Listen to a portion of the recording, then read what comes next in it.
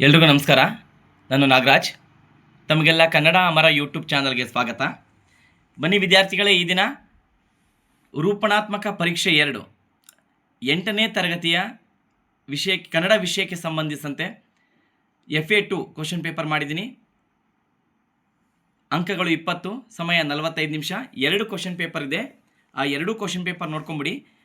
Mostly ಇವೆರಡು ಓದಿದರೆ ಸಾಕು, ಹೆಚ್ಚು ಕಡಿಮೆ ಅದರಲ್ಲೇ ನಿಮಗೆ ಹೆಚ್ಚು ಪ್ರಶ್ನೆಗಳು ಬರ್ತಾವೆ ಅಂದ್ಕೊಂಡಿದ್ದೀನಿ. ಮೊದಲನೇದು, ಕೆಳಗಿನ ಪ್ರಶ್ನೆಗಳಿಗೆ 4 ಆಯ್ಕೆಗಳನ್ನು ಕೊಡಲಾಗಿದೆ. ಅವುಗಳಲ್ಲಿ ಸರಿಯಾದ ಉತ್ತರವನ್ನು ಆರಿಸಿ ಬರೆಯಿರಿ ಅಂತಿದೆ. 2 ಪ್ರಶ್ನೆ, 1 ಅಂಕಗಳು, ಒಟ್ಟು 2 ಅಂಕಗಳು. ಪ್ರಶ್ನೆ 1, ಮಧ್ಯಮ ಪುರುಷ ಸರ್ವನಾಮಕ್ಕೆ ಇದು ಉದಾಹರಣೆಯಾಗಿದೆ. ಆಪ್ಷನ್ ಎ ನಾನು, ಬಿ ತಾನು, ಸಿ ಅವನು, ಡಿ ನೀನು. ಮಧ್ಯಮ ಪುರುಷ ಸರ್ವನಾಮಕ್ಕೆ ಉದಾಹರಣೆ. ನಾನು ಅಂತಕ್ಕಂಥದ್ದು ನಿಮಗೆ ಗೊತ್ತೇ ಇದೆ, ಅದು ಉತ್ತಮ ಪುರುಷ, ನಾನು ನಾವು. ತಾನು ತಾವು ಆತ್ಮಾರ್ಥಕ ಸರ್ವನಾಮ, ಇದು ಸಿ ಅಂತಕ್ಕಂಥದ್ದು ಅವನು ಇದೆ, ಇದು ಪ್ರಥಮ ಪುರುಷಕ್ಕೆ ಉದಾಹರಣೆ ಆಗುತ್ತೆ. ಇನ್ನು ಡಿ ನೀನು ಅಥವಾ ನೀವು ಬಂದರೆ ಅದು ಮಧ್ಯಮ ಪುರುಷ. ಉತ್ತರ ನೀನು ನೀವು, ಇದು ಸರಿಯಾದ ಉತ್ತರ. ಇನ್ನು ಪ್ರಶ್ನೆ 2, ಪದ್ಯವನ್ನು ವಾಚಿಸುವಾಗ ಅರ್ಥಕ್ಕೆ ಲೋಪವಾಗದಂತೆ ನಿಲ್ಲಿಸುವ ಸ್ಥಳ ಯಾವುದು ಅಂತ ಕೇಳಿದರೆ ಆಪ್ಷನ್ ಎ ಪಾದ, ಆಪ್ಷನ್ ಬಿ ಯತಿ, ಆಪ್ಷನ್ ಸಿ ಗಣ, ಆಪ್ಷನ್ ಡಿ ಪ್ರಾಸ. ಸರಿಯಾದ ಉತ್ತರ ಅಂತ ಹೇಳಿದರೆ ಯತಿ. ಪದ್ಯವನ್ನು ವಾಚಿಸುವಾಗ ಅರ್ಥಕ್ಕೆ ಲೋಪವಾಗದಂತೆ ಎಲ್ಲಿ ನಿಲ್ಲಿಸಿ ಹೇಳ್ತೀವೋ ಅದನ್ನು ಯತಿ ಅಂತ ಕರಿತಾ ಹೋಗ್ತೀವಿ. ಇನ್ನು ಇದು 2 ಅಂಕದ ಪ್ರಶ್ನೆಗಳು ಮುಗೀತು. ಇನ್ನು ಮೊದಲೆರಡು ಪದಗಳಿಗಿರುವ ಸಂಬಂಧದಂತೆ 3ನೇ ಪದಕ್ಕೆ ಸರಿ ಹೊಂದುವ ಪದವನ್ನು ಬರೆಯಿರಿ ಅಂತಿದೆ. ಅದು ಸಹ 2 ಪ್ರಶ್ನೆಗಳಿದ್ದಾವೆ. 2ಕ್ಕೂ 1 ಅಂಕ ಆದರೆ 2 ಅಂಕ ಒಟ್ಟು ಟೋಟಲ್ಲು. ಇನ್ನು ಪ್ರಶ್ನೆ ನೋಡೋದಾದರೆ ಮೊದಲನೇದು, ಅಷ್ಟು ಅಂತಕ್ಕಂಥದ್ದು ಪರಿಮಾಣವಾಚಕ ಆದರೆ ಅಂಥದ್ದು ಅಂತಕ್ಕಂಥದ್ದು ಪ್ರಕಾರವಾಚಕ. ಇನ್ನು 4 ಪಾದ ಅಂದರೆ 4 ಸಾಲಿನ ಪದ್ಯಕ್ಕೆ ಕಂದ ಪದ್ಯ ಅಂತ ಕರಿತೀವಿ. 6 ಪಾದ ಅಂದರೆ 6 ಸಾಲಿನ ಪದ್ಯಕ್ಕೆ ಷಟ್ಪದಿ ಅಂತ ಕರಿತೀವಿ. ಷಟ್ಪದಿ. 2 ಇದ್ದರೆ ದ್ವಿಪದಿ, 3 ಇದ್ದರೆ ತ್ರಿಪದಿ, 4 ಇದ್ದರೆ ಚೌಪದಿ ಅಂತಲೂ ಕರಿತೀವಿ, 4 ಕಂದ ಪದ್ಯ ಅಂತಲೂ ಕರಿತೀವಿ. ಇಲ್ಲಿ 6 ಪಾದ ಅಂತ ಕೇಳಿದರೆ ಪಾದ ಅಂದರೆ ಸಾಲು ಅಂತ, 6 ಸಾಲಿನ ಪದ ಷಟ್ಪದಿ. ಇನ್ನು ಬಿಟ್ಟ ಸ್ಥಳದಲ್ಲಿ ಸೂಕ್ತ ಪದವನ್ನು ತುಂಬಿರಿ ಅಂತಿದೆ. ಇದು ಸಹ 2 ಪ್ರಶ್ನೆಗಳಿದ್ದಾವೆ. 1 ಪ್ರಶ್ನೆಗೆ 1 ಅಂಕ, 2 ಅಂದರೆ 2. ಮೊದಲನೇ ಪ್ರಶ್ನೆ, DVG ಅವರು ಮುಳುಬಾಗಿಲಿನ ಡ್ಯಾಶ್ ಶಾಲೆಯಲ್ಲಿ ಲೋಯರ್ ಸೆಕೆಂಡರಿ ಪೂರ್ತಿಗೊಳಿಸಿದರು. DVG ಅವರು ಮುಳುಬಾಗಿಲಿನ ಆಂಗ್ಲೋ ವರ್ನ್ಯಾಕ್ಯುಲರ್ ಶಾಲೆಯಲ್ಲಿ, ಉತ್ತರ ಆಂಗ್ಲೋ ವರ್ನ್ಯಾಕ್ಯುಲರ್ ಶಾಲೆಯಲ್ಲಿ ಲೋಯರ್ ಸೆಕೆಂಡರಿ ಪೂರ್ತಿಗೊಳಿಸಿದರು. ಇನ್ನು 2ನೇ ಪ್ರಶ್ನೆ, ನಮ್ಮ ಯುಗದ ದನಿಗಳಾಗಿ ಮೂಡಿದೆಲ್ಲ ಡ್ಯಾಶ್ ಹಾಡಿನಲ್ಲಿ ಅಂತಕ್ಕಂಥದ್ದು ಸರಿಯಾದ ಉತ್ತರ. ಇನ್ನು ಕೆಳಗಿನ ಪ್ರಶ್ನೆಗಳಿಗೆ 1 ವಾಕ್ಯದಲ್ಲಿ ಉತ್ತರಿಸಿದೆ. 3 ಪ್ರಶ್ನೆ ಇದ್ದಾವೆ, 3ಕ್ಕೂ 1 ಅಂಕ, 3 ಒಟ್ಟು ಟೋಟಲ್.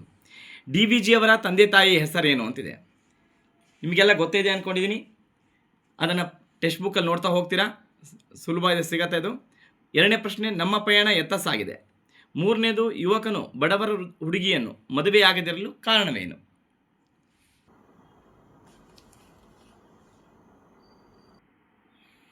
ಇನ್ನು ನೋಡ್ತಾ ಹೋಗೋಣ ಉತ್ತರ. DVG ಅವರ ತಂದೆ ವೆಂಕಟರಮಣಯ್ಯ, ತಾಯಿ ಅಲ್ಮೇಲಮ್ಮ. ತಂದೆ ವೆಂಕಟರಮಣಯ್ಯ, ತಾಯಿ ಅಲ್ಮೇಲಮ್ಮ. ಇನ್ನು ನಮ್ಮ ಪಯಣ ಎತ್ತ ಸಾಗಿದೆ ಅಂತಿದೆ.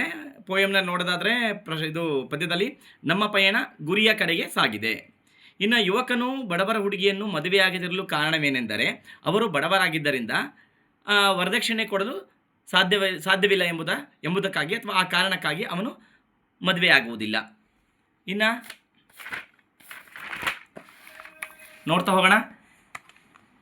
ಕೆಳಗಿನ ಪ್ರಶ್ನೆಗಳಿಗೆ 3-4 ವಾಕ್ಯಗಳಲ್ಲಿ ಉತ್ತರಿಸಿದೆ. 2 ಪ್ರಶ್ನೆ 1ಕ್ಕೆ 2 ಅಂಕ, ಅಲ್ಲಿಗೆ 4 ಅಂಕಗಳು. ಮೊದಲನೇ ಪ್ರಶ್ನೆ, DVG ಅವರ ಶ್ರೀಮತಿ ಅವರು ಬಂಧುಗಳ ಮನೆಯಲ್ಲಿ ನಡೆದ ಉತ್ಸವಕ್ಕೆ ಏಕೆ ಹೋಗಿರಲಿಲ್ಲ. ಮೊದಲನೇ ಪ್ರಶ್ನೆ. ನಿಮಗೆ ಗೊತ್ತೇ ಇದೆ, ಅವರ ಹತ್ರ ಇರೋದು ಒಂದೇ ಸೀರೆ ಇತ್ತು, ಆದ್ದರಿಂದ ಅದು 1-2 ಕಡೆ ಹರಿದು ಹೋಗಿತ್ತು. ಆಕಸ್ಮಿಕವಾಗಿ ಆ ಸೀರೆಯನ್ನು ಹಾಕ್ಕೊಂಡು ಉತ್ಸವಕ್ಕೆ ಹೋದರೆ ಅಥವಾ ಬಂಧುಗಳ ಮನೆಗೆ ಹೋದಾಗ ಅದು ಅವರ ಗಂಡನಿಗೆ ಅಥವಾ ಈ DVG ಅವರಿಗೆ ಮರ್ಯಾದೆಗೆ ಊನ ಬರುತ್ತೆ ಅಥವಾ ಊನಬಾರದಂತೆ ನಡೆದುಕೊಳ್ಳುವ ಸಲುವಾಗಿ ಅವರು ಸೀರೆಯನ್ನು ಹಾಕಿಕೊಂಡು ಅಥವಾ ಬಂಧುಗಳ ಮನೆಗೆ ಹೋಗಲಿಲ್ಲ ಅಂತ ಹೇಳ್ಬೋದು. ಇನ್ನು ಭಾಷೆ ಬೇರೆಯಾದರೂ ಭಾವವೊಂದು ಸಮರ್ಥಿಸಿ. ಇದು ಭಾರತೀಯತೆ ಪದ್ಯದಲ್ಲಿ ಬರ್ತಕ್ಕಂಥದ್ದು. ಇನ್ನು ಪ್ರಶ್ನೆ, ಕೆಳಗಿನ ಹೇಳಿಕೆಗಳಿಗೆ ಸಂದರ್ಭಿಸಿದ ಸ್ವಾರಸ್ಯವನ್ನು ವಿವರಿಸಿದೆ. ಇಲ್ಲಿ 1 ಪ್ರಶ್ನೆ 3 ಅಂಕಗಳು. ಪ್ರಶ್ನೆ, ಏನು ಬಂದಿರಿ ಗುಂಡಪ್ಪ ಅಥವಾ ಎಲ್ಲೇ ಇರಲಿ ನಾವು ಒಂದು. ಇನ್ನು ಕೊಟ್ಟಿರುವ ಪದ್ಯಭಾಗವನ್ನು ಕಂಠಪಾಠ ಮಾಡಿ ಅಂತಿದೆ 2 ಮಾರ್ಕ್ಸಿಗೆ. ಇದು ನಾಡಿಗಾಗಿ ಅಂದರೆ ಅರ್ಥ ನಿಮ್ಗೆ ಗೊತ್ತೇ ಇದೆ, ಭಾರತೀಯತೆ ಪದ್ಯದಲ್ಲಿ ಬರ್ತಕ್ಕಂಥದ್ದು ಇದು. 2 ಅಂಕದ ಪ್ರಶ್ನೆ ಇದು. ನಾಡಿಗಾಗಿ ತನುವ ತೆತ್ತ ಹುತಾತ್ಮರ ಸ್ಮರಣೆಯಲ್ಲಿ ನಮ್ಮ ಕಷ್ಟದಲ್ಲೂ ನೆರಳೆ ನೀವ ಕರುಣೆಯಲ್ಲಿ ದಾರಿ ಬಳಸಿ ಏರುವಲ್ಲಿ ಬಿರುಗಾಳಿಯೇ ಮೊಳಗುವಲ್ಲಿ ನಮ್ಮ ಗುರಿಯ ಬೆಳಕಿನಡೆಗೆ ನಡೆವ ಧೀರ ಪಯಣದಲ್ಲಿ ಅಂತಕ್ಕಂಥದ್ದು. ಇನ್ನು ಅಥವಾ ಅದು ಇದೆ ನೋಡಿ ಇಲ್ಲಿ, ಅಥವಾ ಅಂತ ಕೊಟ್ಟು ಇನ್ನೊಂದು ಪ್ರಶ್ನೆ ಕೇಳ್ಬೋದು. ಕೆಳಗಿನ ಕವಿಗಳ ಸಾಹಿತಿಗಳ ಜನ್ಮಸ್ಥಳ, ಕಾಲ, ಕೃತಿ ಮತ್ತು ಪ್ರಶಸ್ತಿಗಳನ್ನು ಕುರಿತು ವಾಕ್ಯ ರೂಪದಲ್ಲಿ ಬರೆಯಿರಿ ಅಂತಿದೆ. ಡಾಕ್ಟರ್ NS ಲಕ್ಷ್ಮೀನಾರಾಯಣ ಭಟ್ಟ, ಇದು ಸಾರ್ಥಕ ಬದುಕಿನ ಸಾಧಕ ಈ ಒಂದು ಪಾಠವನ್ನು ಬರೆದಿರ್ತಕ್ಕಂಥ ಸಾಹಿತಿಯವರು. ಕೊನೆ ಪ್ರಶ್ನೆ, ಕೆಳಗಿನ ಗಾದೆಯನ್ನು ವಿಸ್ತರಿಸಿ ಬರೆಯಿರಿ ಅಂತಿದೆ. ಒಂದು ಪ್ರಶ್ನೆ 2 ಅಂಕಗಳು. 2 ಗಾದೆ ಕೊಟ್ಟಿದ್ದೀನಿ, ಒಂದು ಯಾವ್ದಾರು ಬರಿಬೋದು, ಈ ಥರ ಬರ್ಬೋದು ಪ್ರಶ್ನೆ. ಕೈ ಕೆಸರಾದರೆ ಬಾಯಿ ಮೊಸರು ಅಥವಾ ಆಚಾರವೇ ಸ್ವರ್ಗ ಅನಾಚಾರವೇ ನರಕ. ಓಕೆ, ಇನ್ನೊಂದು ನಿಮಗೆ ಪ್ರಶ್ನೆ ಪತ್ರಿಕೆ ಮಾಡ್ತಾ ಇದ್ದೀನಿ, ಅದನ್ನು ಸಹ ಹೇಳ್ಬಿಡ್ತೀನಿ.